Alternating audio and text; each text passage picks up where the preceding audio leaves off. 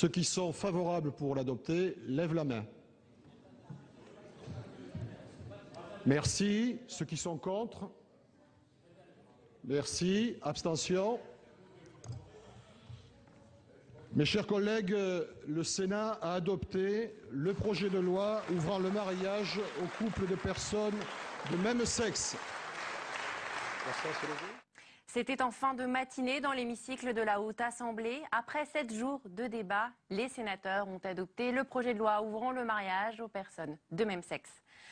Bonsoir et bienvenue pour cette édition spéciale consacrée à la loi sur le mariage pour tous.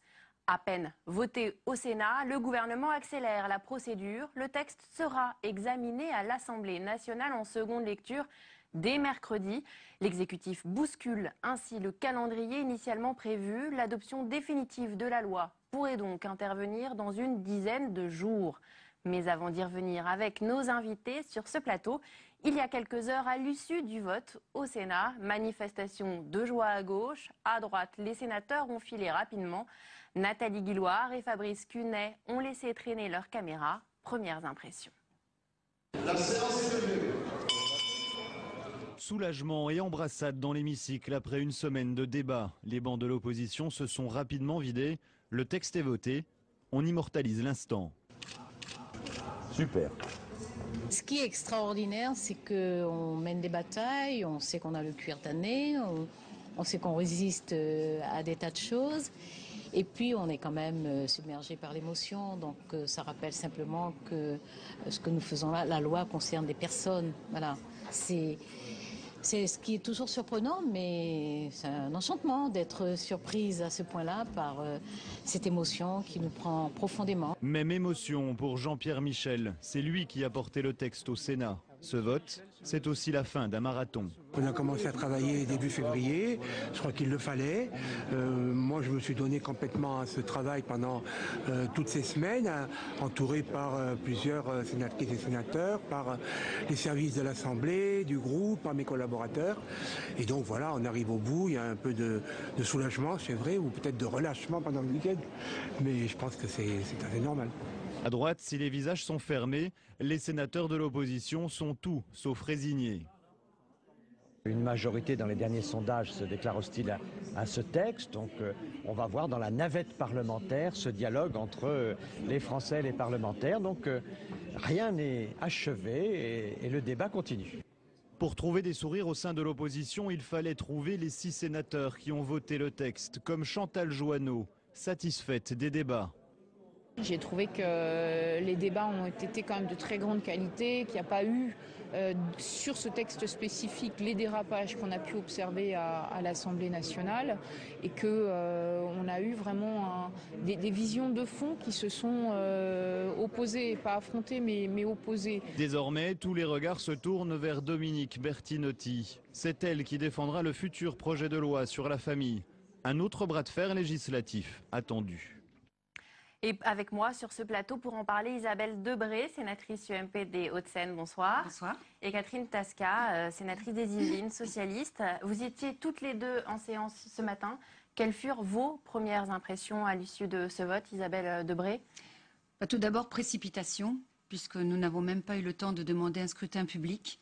Puisque sur le dérouleur, donc il y avait... Nous ne connaissons pas le détail des votes pour le moment. Alors si, vous allez le connaître, puisque justement nous avons demandé, le groupe UMP a demandé que la liste des votants pour, contre et abstention soit au JO, et les autres présidents de groupe ont demandé la même chose. Mais avec le dérouleur, nous avions des prises de parole qui devaient être effectives, et il n'y a pas eu ces prises de parole, ce qui ne nous a pas laissé le temps de demander un scrutin public. Encore une fois, précipitation, et c'est bien regrettable pour un texte aussi important. Catherine Tasca, on vous a senti très émue à l'issue de ce vote. Ça vous a rappelé des souvenirs, 1998, vous avez porté le texte du PACS à l'Assemblée. Je m'étais engagée complètement dans la bataille pour le PACS, qui n'a pas été facile. Et j'ai le sentiment aujourd'hui de boucler ce parcours avec l'adoption du mariage pour les couples de même sexe. C'est vrai que ce matin, j'étais émue, heureuse, le sentiment d'un travail bien fait et surtout d'un travail qui sera bénéfique pour l'ensemble de notre société. Je voudrais vraiment insister là-dessus. On a souvent entendu parler d'un texte qui répondrait à des demandes communautaristes. Je ne le crois pas, je ne le crois vraiment pas. Il s'agit de donner les mêmes droits à tous les couples qui vivent dans notre société. Je pense que c'est une solution de pacification, d'intégration. Ça met un terme à une discrimination qui, à mes yeux, est d'un autre âge. Isabelle Debré, vous le disiez, on ne connaît pas encore, même si on va le connaître, les détails du vote, puisqu'il n'y a pas eu de demande de scrutin public. Est-ce important de connaître les détails de ce vote? Pourquoi? C'est pas ça l'importance. C'est que je crois, Catherine Tasca parlait de pacification. Je n'emploierai pas ce mot. On voit bien qu'il y a une grande difficulté justement avec les Français, une grande fracture. Je suis une gaulliste. Et vous savez, le général de Gaulle ou les gaullistes, nous aimons justement l'unité de la nation. Et aujourd'hui, on voit que les Français sont terriblement divisés, que la fracture d'ailleurs augmente. Et je voudrais aussi vraiment dénoncer fermement le fait que le gouvernement a choisi une fois encore la précipitation en changeant l'ordre du jour de l'Assemblée nationale pour étudier ce texte dès la semaine prochaine, ce qui n'était absolument pas prévu. Et je trouve que c'est un manque de respect de changer comme ça du jour au lendemain, vraiment, encore une fois la précipitation. Comme ce matin, nous n'avons même pas eu le temps de demander un scrutin public. Tout est fait dans la précipitation pour un texte aussi important que ça. Je trouve ça absolument ahurissant. Alors on va y revenir, mais d'abord on va voir ensemble quelles améliorations les sénateurs ont-ils apportées à la loi. Jérôme Rabier nous détaille le texte adopté. 7 jours de débat, presque 60 heures de présence dans l'hémicycle pour une version du texte légèrement remaniée par le Sénat. Le premier article, le plus important, qui ouvre le mariage aux couples de même sexe, a été voté dans les mêmes termes qu'à l'Assemblée nationale. Il est donc adopté et ne sera plus discuté. En revanche, le Sénat a apporté sa touche technique, modifiant quelques dispositions à la marge du texte. Les adoptions successives qui auraient pu déboucher sur des cas de pluriparentalité sont ainsi limitées. Un article consacre également le principe d'égal traitement entre époux ou parents, qu'ils soient homo ou hétéros. Cela évitera de supprimer les termes père et mère dans l'ensemble du Code civil. Enfin, sur l'attribution du nom de famille de l'enfant, la règle traditionnelle est adoptée, sauf en cas de désaccord des parents. Les deux noms seraient alors accolés par ordre alphabétique. Des changements mineurs, mais qui pour le groupe socialiste améliorent sensiblement le texte, ce qui devrait permettre, selon eux, de franchir le cap du Conseil constitutionnel, que les opposants ne manqueront pas de saisir après l'adoption définitive du projet de loi. Alors le premier article qui ouvre le mariage et l'adoption aux couples de même sexe a été voté conforme, c'est-à-dire dans les mêmes termes que ceux de l'Assemblée nationale. Qu'est-ce que ça veut dire, Catherine Tasca, pour la suite? C'est le cœur de ce texte, puisque pour la première fois dans notre droit, le mariage est défini de manière explicite comme l'union de deux personnes de sexe différent ou de même sexe. C'est donc au cœur du projet. Et je dirais que c'est l'essentiel du texte qui est dans cet article premier. Le fait qu'il ait été adopté dans les mêmes termes par les deux assemblées, eh bien, assure le bon parcours du texte par la suite. Je voudrais revenir un tout petit peu sur ce que Isabelle appelle la précipitation. D'abord, ce matin, je crois que les choses se sont passées très, très naturellement quand aucun groupe ne demande... du vote, hein, final. Pas bien sûr, voilà. Bien sûr. Il y a eu quand même 60 heures de... Oui, non, de ce matin, quand aucun groupe ne demande un scrutin public, eh bien, on passe au vote. Alors peut-être que nos collègues de l'opposition ont été surpris, mais ça s'est fait pas du tout dans une précipitation, tout naturellement. Pour ma part, je trouve d'ailleurs que c'était une bonne image aussi de terminer sur un vote à main levée, car, et ça n'est pas si fréquent, il y a eu une assiduité des parlementaires des deux côtés de l'hémicycle tout à fait exceptionnelle. Quant au rendez-vous pour le dernier passage à l'Assemblée nationale, moi personnellement, je pense que c'est plutôt une bonne chose que d'accélérer finalement le mouvement. Il faut que nous menions ce texte à son terme et tous ceux qui en attendent des effets directs, eh bien, dans quelques jours, ça deviendra la loi de la République et je pense que nous y avons tous intérêt. Qu'il y ait du monde reste très hostile. Moi, je le comprends très bien, suivant leur éducation, parfois leur religion, parfois une situation personnelle. Il est tout à fait logique que sur un texte de cette importance, les opinions soient diverses. Je ne comprends pas pour autant les affrontements absolument hors de proportion qui ont eu lieu sur ce texte. Alors justement, il y a quand même eu les débats ont eu lieu dans un contexte, un climat où on sentait qu'il y avait une radicalisation de part et d'autre. Alors, je condamnerai toute violence, c'est évident. Vous savez, ça n'est pas dans mon tempérament de manifester, et j'ai manifesté les 2 fois, au Champ de Mars comme avenue de la Grande Armée. Pour autant, vraiment, c'était des manifestations pacifiques. Et des gens manifestent d'ailleurs en ce moment devant le Sénat. Alors oui, leur opposition. j'ai vu, mais je vais vous dire, ils vont manifester et on va radicaliser en précipitant les choses. Il n'est pas normal, on ne change pas les règles comme ça du jour au lendemain. Je l'ai appris moi par la radio en disant ben voilà, finalement ça passera la semaine prochaine. Je trouve que c'est un manque de correction vis-à-vis des parlementaires, vis-à-vis des députés qui n'étaient pas prévenus, vis-à-vis de la population qui n'est pas prévenue. Encore une fois, j'appelle ça de la précipitation. Je suis d'accord avec Catherine Tasca que les débats se sont très bien déroulés avec le temps. Nous avons pris le temps au Sénat, ça c'est d'accord. Mais à partir du moment où vous avez un dérouleur et vous avez des personnes qui disent prendre la parole, des personnes de gauche, j'entends bien, on écoutait et on attendait la fin des prises de parole, y compris du président de la commission des lois, pour demander un scrutin public.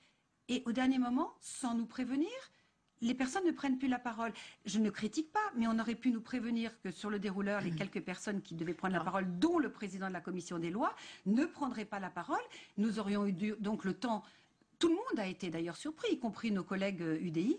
On a été tous devant le fait accompli. Bon, c'est encore une fois, ça n'est pas le problème d'avoir ou pas les noms. Le problème, c'est qu'une fois encore, la précipitation dans ce genre de débat ne doit pas avoir lieu. Alors, nous allons continuer sur l'atmosphère qui a eu lieu durant ces débats. Fou rire, altercation, incident de séance, moment d'éloquence ou d'émotion. Les temps forts de ces 60 heures de débat avec Nadia Belromari.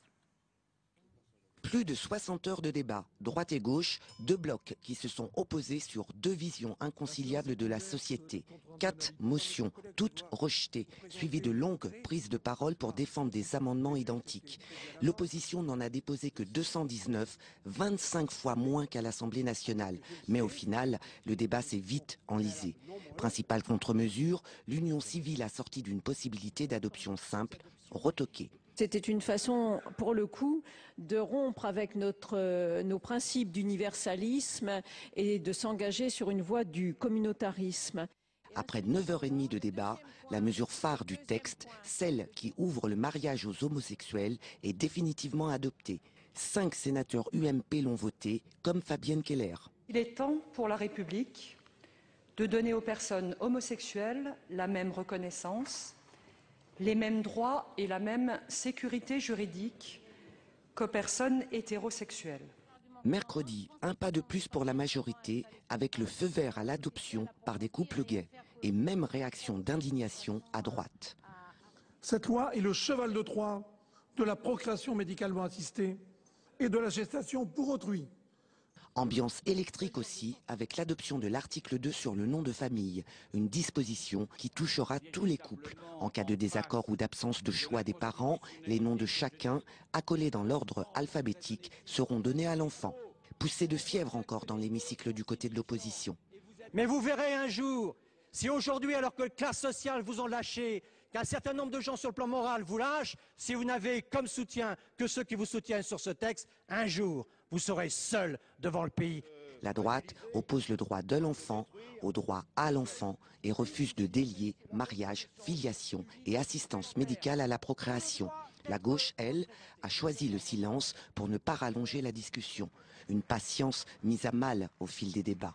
Je me demande à un moment si vous portez ou si vous sentez le ridicule qui peut s'abattre sur vos interventions. Votre silence est éloquent en la matière, car vous n'avez pas l'intention de défendre un texte dont vous savez qu'il est contraire aux convictions profondes de notre peuple.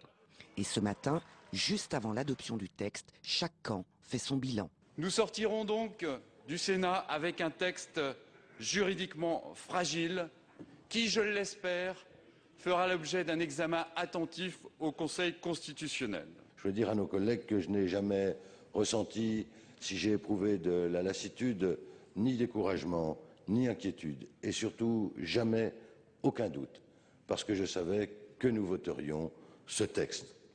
Le texte revient à l'Assemblée nationale le 17 avril.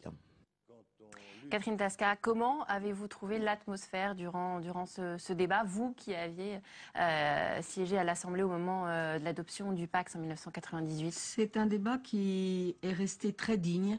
Il y a eu des petits moments d'échauffement parce que la fatigue joue aussi quand on est dans l'hémicycle pendant des heures et des heures. Mais le débat est resté très digne et ce que l'on constate, c'est que les points de vue ne se sont pas rapprochés. Mais ça ne m'a pas vraiment étonnée. Je pense que chacun a bien écouté les arguments de la partie adverse. Les points de vue ne se sont pas rapprochés et contrairement à ce que je viens d'entendre, on ne peut pas dire que le peuple ne veut pas de ce texte. Je pense que l'opinion française est divisée sur ce texte. Je pense pour ma part qu'il y a une majorité pour le soutenir et je pense surtout qu'il va apporter des solutions très concrètes, très utiles à des couples, à des familles homoparentales qui existent, que nous ne sommes pas en train d'inventer. Nous ne faisons pas une révolution des mœurs. Les homosexuels sont à nos côtés dans notre société. Certains ont des enfants. Non, ils ne sont pas tous demandeurs de ce texte, mais tous pourront, comme le font les citoyens hétérosexuels, choisir pour, je dirais, encadrer leur union, leur relation. Ils pourront choisir, comme le font les hétérosexuels, entre des solutions diverses qui vont du concubinage au mariage en passant par le PACS. Je pense que c'est une justice dont nous bénéficierons tous. Alors Isabelle Debré, vous n'êtes pas forcément d'accord, même c'est sûr. On dit du Sénat que c'est une assemblée de sages. Peut-être que là, les débats ont été un peu moins sages qu'attendus. Non, il n'y a pas eu de gros dérapage. Il n'y a eu aucun gros dérapage. En revanche, nous avons proposé des solutions alternatives qui étaient, à mes yeux, très bonnes, comme l'union civile, c'est-à-dire les mêmes droits. Encore une fois, tout ce texte a été fait sur le principe d'égalité. Mais légaliser n'est pas l'égalité. C'est-à-dire qu'il fallait légaliser les unions effectivement homosexuelles. Il n'y avait pas de problème de ce côté-là, avec les mêmes droits que les couples hétérosexuels. Il fallait l'adoption simple pour le parent non père biologique ou adoptant de l'enfant. Pour moi, il n'est pas concevable qu'un enfant puisse dire j'ai deux pères ou j'ai deux mères. Voilà. C'est la différence fondamentale. En revanche, je peux avoir un enfant peut dire j'ai mon papa et le compagnon de mon papa, j'ai ma maman et la compagne de ma maman. Mais il ne peut pas arriver à l'école en disant j'ai deux papas et j'ai deux mamans. Pour moi, c'est contraire à la nature. Et encore une fois, tout ça, c'est au nom de l'égalité. Donc je vous disais que légaliser n'est pas l'égalité. Et en plus, l'égalité devant la nature n'est pas deux couples hétérosexuels, l'un pourra avoir des enfants, l'autre ne pourra pas en avoir. Elle est où l'égalité? L'égalité devant la nature n'existe pas. En revanche, l'égalité des droits peut exister. Et c'est pour ça que je dis que légaliser n'est pas l'égalité. Là où nous séparons vraiment, c'est que pour nous, il n'y a aucune raison de créer un cadre spécifique pour les familles homoparentales. Les personnes de même sexe qui décident d'organiser leur vie doivent avoir, en tant que citoyens de cette République, doivent avoir rigoureusement les mêmes droits. L'union civile qui a été évoquée tardivement, après 10 ans de silence quand même, où aucune amélioration profonde n'a été apportée au PACS, l'union civile, c'est encore enfermer les homosexuels dans une catégorie. Nous, notre démarche, c'est de les intégrer pleinement à la société. Durant les longues heures de discussion dans l'hémicycle, il y a notamment deux personnalités qui sont sorties du lot. Patrice Gélard, à la manœuvre pour l'UMP, très présent et très au fait de la procédure. Il n'a rien cédé ou concédé, face notamment à Esther Benbassa, sénatrice verte très engagée depuis le début en faveur du mariage homosexuel. Deux sénateurs, deux personnalités, leur portrait par Julie Hulin. L'un a quitté l'hémicycle discrètement et prématurément. L'autre est sorti ému sous les embrassades des pro-mariages. Un peu de rouge à lèvres. Esther Benbassa, égérie des militants homosexuels, aura ponctué les débats de ses interventions, portées par sa sensibilité. C'est pour tous ces gays et toutes ces lesbiennes qui ont à un moment de leur vie tant souffert, de ne pouvoir simplement dire leur homosexualité. C'est pour eux, pour elles et pour la grandeur de notre démocratie que je voterai, avec le groupe écologiste, unanime, ce beau projet de loi et que je continuerai à me battre. En face, Patrice Gélard à la manœuvre pour l'UMP, prudent, cartésien et subtilement procédurier. Madame la Présidente, je suis de très mauvaise humeur. Ah mais moi je suis toujours serein, sauf quand on me met en colère. J'estime que nous travaillons dans des conditions insupportables, inadmissibles de la part du Sénat. On ne peut pas travailler comme cela. Il me reste quoi, 10 minutes, un quart d'heure pour examiner 6 amendements. Nous appliquons tout simplement les règles de procédure. Et la posture du règlement face à celle du sentiment s'applique jusque dans les derniers instants. Je le regrette, mais maintenant le combat n'est pas tout à fait terminé puisqu'il y a encore le Conseil constitutionnel à venir. Et on aura beaucoup de mariages, il faut qu'on y aille, quoi. Voilà, il faut qu'ils préparent, les couples, il faut qu'ils préparent leur liste au printemps, enfin, ou ailleurs, peu importe. Merci bien. Bonjour. Le texte a donc été voté par la Haute Assemblée et après, eh bien, ce n'est pas terminé. La loi va être à nouveau examinée par l'Assemblée nationale et ce dès mercredi. Avant de revenir au Sénat, un calendrier modifié. La loi pourrait être adoptée définitivement d'ici une dizaine de jours. L'opposition crie au scandale et reste mobilisée. Cécile Sixou. Dernière prise de parole dans l'hémicycle, sous le regard impuissant de Frigide Barjot. Agacée par le vote, elle quitte les gradins. Je comprends pas comment ça s'est passé comme ça. Attends, faut que j'aille voir des sénateurs qui m'expliquent. Je ne comprends pas. Honnêtement, je comprends pas, parce qu'ils n'étaient pas tous là, donc on ne pouvait pas tous voter. Une bataille de perdu, mais encore de l'espoir, car avant d'être définitivement adopté, le texte doit d'abord repasser devant les députés. Nous allons continuer dans la rue. Surtout, nous allons dénoncer le déni de démocratie scandaleux qui vient de se passer au Sénat. Les anti-mariages, mobilisés dès ce soir, pensaient avoir jusqu'au 26 mai pour organiser la riposte. Mais coup de théâtre dans la journée, le gouvernement les prend de vitesse. Il avance l'examen du texte par le Palais Bourbon dès mercredi. Aujourd'hui, le gouvernement prend de court. Après, ce qu'il faut aussi comprendre, c'est que c'est le combat du pot de fer contre le pot de terre, sauf que le pot de terre peut être beaucoup plus réactif que le gouvernement. Et si on a besoin de mobiliser en quelques jours plusieurs centaines de milliers de personnes, on en a la capacité et on n'hésitera pas à s'en servir pour être dans le temps du débat parlementaire. Même si le texte est adopté par l'Assemblée nationale la semaine prochaine, ils comptent maintenir la mobilisation prévue le 26 mai. En dernier recours, ils espèrent que le Conseil constitutionnel retoquera la loi. Isabelle Debré, que pensez-vous du calendrier modifié et de l'accélération de la procédure? Le texte revient à l'Assemblée en deuxième lecture dès mercredi. Je vais redire ce que je vous ai dit au début de ce journal, c'est qu'une fois encore, c'est la précipitation. Vous avez vu, je voudrais saluer aussi tout le travail du doyen Gélard, qui a fait un travail remarquable. Et vous l'avez vu s'énerver, mais il faut savoir que lorsqu'il s'est énervé, il était 2h30 du matin. Une fois encore, je vous dis, il y a eu précipitation sur le vote, il y a précipitation encore pour l'examen à l'Assemblée des députés. Je trouve que c'est un manque de respect. On ne change pas les règles comme ça sans prévenir les parlementaires. Il y avait un ordre du jour. On change l'ordre du jour sans en parler aux parlementaires. C'est un manque de respect pour le Parlement. Je trouve ça inadmissible. Catherine Tasca, est-ce que vous pensez, comme la ministre de la Famille, que le temps du débat est clos? Oui, je le pense. Vous savez, toutes les grandes réformes sociétales, je pense à l'abolition de la peine de mort, je pense à l'IVG de Simone Veil, ont été très clivantes dans le Parlement et dans le pays. Ça ne s'est jamais fait sur un consensus. Là, en l'espèce, le gouvernement a pris ses responsabilités, il a présenté et défendu un texte auquel il tient et dont il pense qu'il est bon. Que l'opposition reste, je dirais, sur ses regrets, voire sa rancœur, ça ne me surprend pas. Ça ne me surprend pas. Mais en tout état de cause, j'estime que la procédure a été suffisamment longue, suffisamment fouillée pour que on puisse admettre qu'il y a un point final. Et de mon point de vue, plus tôt vient ce point final, mieux c'est.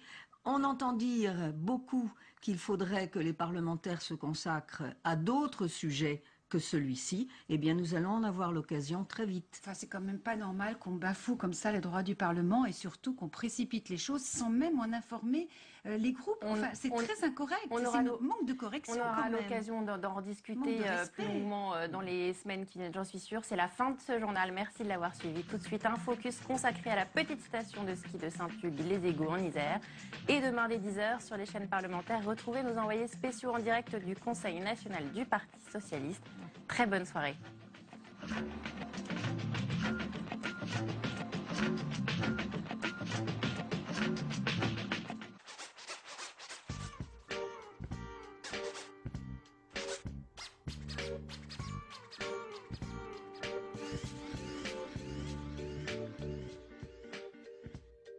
Sénateur de l'Isère, Michel Savin suit depuis 2 ans la reprise de la petite station de Saint-Hugues-les-Égaux par des habitants qui n'ont pas voulu voir s'éteindre ce lieu, en plein cœur du massif de la Chartreuse. 4 téléskis pour 4 pistes situées entre 900 et 1100 mètres d'altitude, Saint-Hugues-les-Égaux est une petite station située à 30 minutes de l'agglomération grenobloise. En 2011, jugée non rentable par le syndicat intercommunal, elle est vouée à la fermeture. Hors de question pour les habitants du village qui fondent une association à but non lucratif et reprennent le domaine sous l'œil bienveillant de l'association des élus de la montagne dont fait partie Michel Savin. C'est un beau projet qui a été porté par les habitants de cette commune et de cette station. Il faut être réaliste, les stations de moyenne montagne vivent des moments difficiles et il a fallu la mobilisation, la motivation des habitants de cette commune pour faire vivre cette activité qui est importante aujourd'hui sur ce territoire. Car une station comme celle-ci, c'est une dizaine d'emplois directs. Des perchemans, des pisteurs qui, sans celle-ci, devraient aller trouver du travail loin de chez eux. J'habite depuis toujours sur Saint-Laurent-du-Pont, la petite ville qui est à côté. C'est sûr que c'est un gros avantage d'avoir ce travail ici. Parce que ça évite de faire des fois même beaucoup de kilomètres pour pouvoir travailler un peu. Des habitants qui restent au pays, envoient leurs enfants à l'école, consomment dans les commerces à proximité. Autant d'emplois indirects créés ou sauvegardés, comme pour l'auberge située en bas des pistes. Nous, on est à 2 sur toute la saison, à partir du moment où l'enneigement et l'activité sont satisfaisants. Et ça, c'est à peu près du 15 décembre au 15 avril, plus des renforts ponctuels au moment de la suractivité. On boit un café ? Un petit poumon économique local qui survit grâce à une clientèle de particuliers, mais aussi d'associations qui viennent chercher un lieu d'apprentissage idéal pour le jeune public.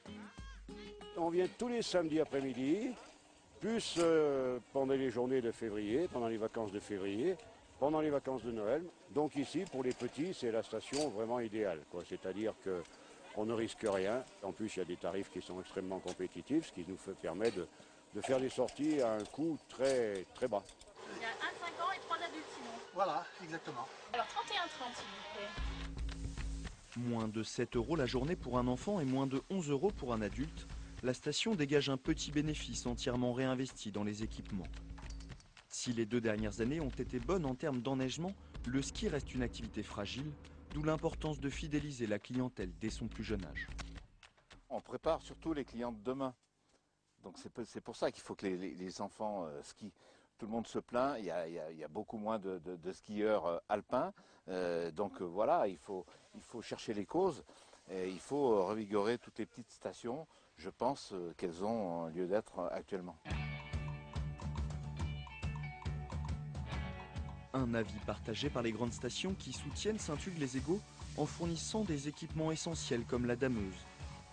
Mais pour survivre, il faudra se développer en essayant par exemple d'attirer un public d'écoliers qui permettrait à la station d'ouvrir en semaine hors vacances scolaires. On pourrait faire venir des journées, des gamins des écoles qui sont de Grenoble, il y a un réservoir non, mais bien sûr. Grenoble, Voiron, Chambéry, et des gamins qui ne demanderaient que ça. Au moins de sortir une fois par semaine, par exemple, pour déjà respirer l'air pur. Ici, et puis découvrir une activité qu'ils n'auront jamais l'occasion de découvrir. On a ici le plus grand et plus beau gymnase du monde. Le message à faire passer, c'est de dire aux enseignants, à l'éducation nationale, venez découvrir ce fantastique produit qu'est la neige à proximité de vos écoles. Donc beaucoup d'enfants, malheureusement, qui habitent à moins de 30 minutes de cette station ne connaissent pas encore la neige et tout ce qu'ils peuvent découvrir avec cette activité. Pour attirer les écoles, la station devra s'équiper d'une salle pouvant accueillir les enfants. Un investissement lourd qui dépendra de l'aide des collectivités territoriales. C'est à ce prix que Saint-Hugues-les-Égaux pourra se développer et survivre si la neige vient à manquer plusieurs années d'affilée.